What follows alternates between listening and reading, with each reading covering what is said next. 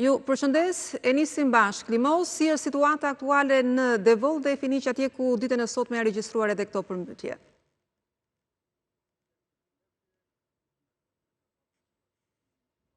Shëndetje, ditën e sotme ka patur një situatë shumë të vështirë në bashkinë e Delvinës, në fshatrat e saj, por edhe në zonën e bashkisë së Finikit. Në Delvinë, si pasojë e rreshjeve të cilat kanë vijuar për më shumë se 40 orë pa ndërprerje, ka patur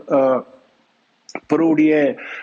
gurësh, ka patur dëmtime në infrastrukturë, ka patur hyrje të ujit në disa banesa dhe kemi patur 6 banesa të evakuara për shkak të përmbytjeve nga uji, ndërkohë që një rrugë e cila lidh 3 fshatra të kësaj bashkie është shembur dhe ka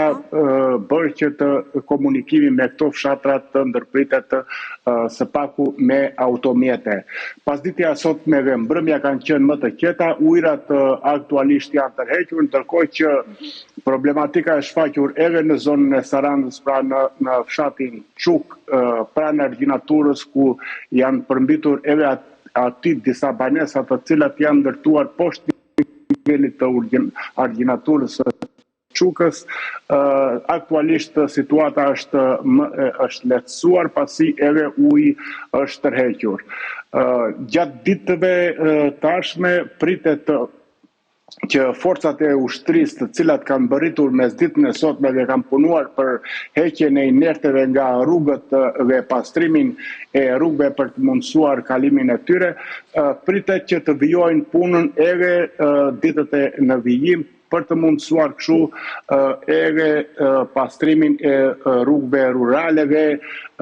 ajo që është më kryesorja,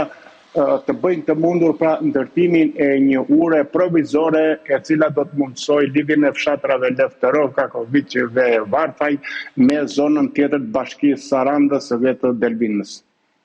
Të falenderoj Limos.